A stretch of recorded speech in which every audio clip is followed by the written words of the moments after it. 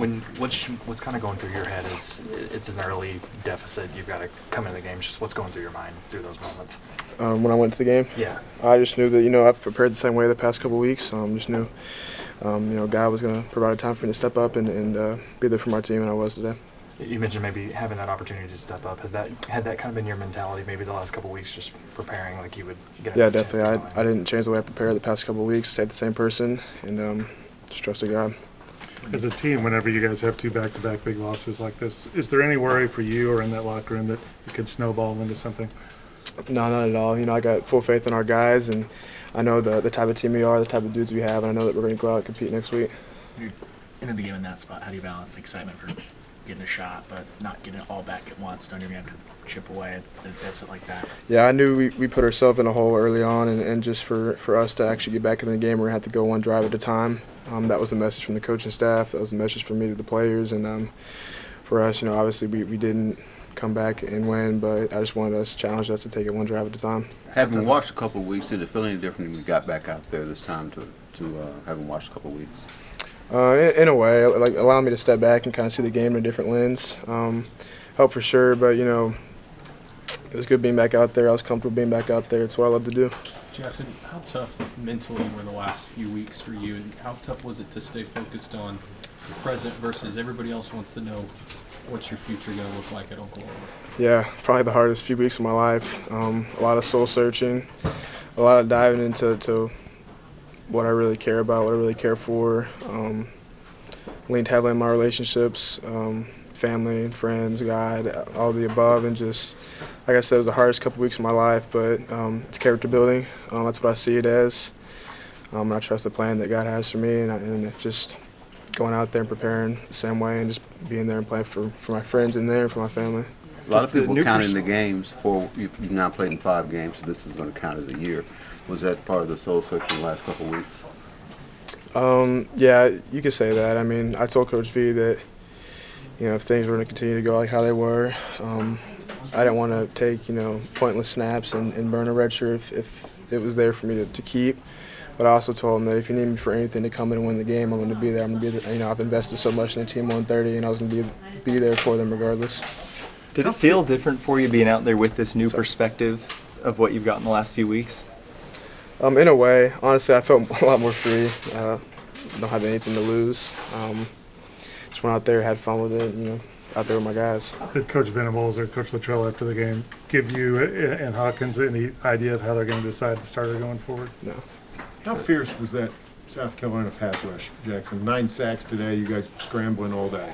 Yeah, they're a really good team. You got to give them credit where credit's due. A very physical, big defensive line.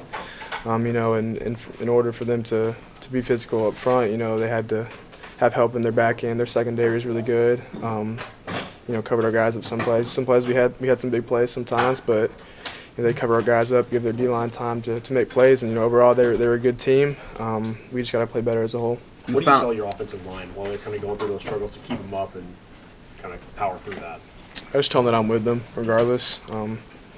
You hear the crowd yelling at them, blaming everything on them, and for me, I could care less what people in the stands say. They're not in there in the weight room with us. They're not in there at practice with us.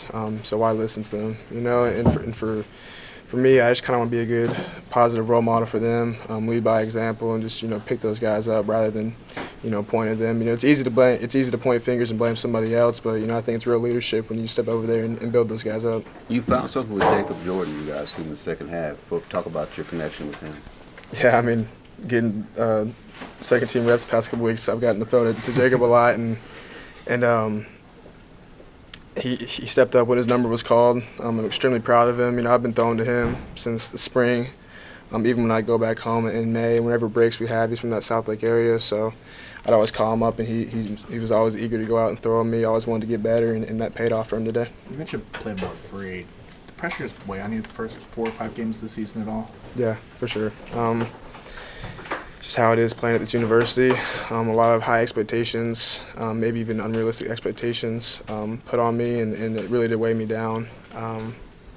But at the same time, I don't want to use that as an excuse. You know, I honestly am grateful for being able to step back and kind of see everything in a different lens now.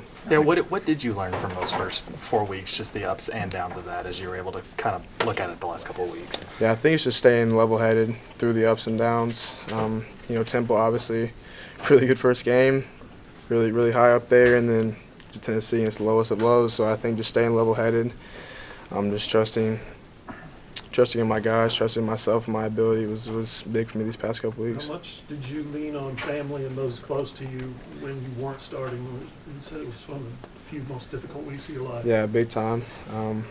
Just constantly talking to them. They were there for me the entire way. You know, I'm super appreciative for them. And yeah, I mean, I'm a huge family guy. I'm an only child, so I'm my parents' only kid, so they were always calling me every single day. But you know, I've a great relationship with them, and my family, and my girlfriend, and just leaning on them this past couple weeks was huge. Two more. You mentioned how tough the last couple of weeks have been. How much does that maybe help just in going to the next few days? And how do you maybe approach just the next few days before next weekend? Just playing free still. I mean, again, we got nothing left to lose. We're 4-3 now. I mean, just lost two big games. You know, we have nothing to lose. Just go out and give our all these next couple of weeks, man. We got a great test this week, and there'd be nothing better than us going on the road and getting a win. Did you feel like you just saw things clearer today just because you were playing more free? In a way. I mean, it's not that I wasn't seeing things clearly the first couple of weeks. Just some decision making, some things I want back this first couple of weeks, but I didn't think it was more so seeing things clearer today. But I think it was myself having more confidence in my ability and in what I'm doing.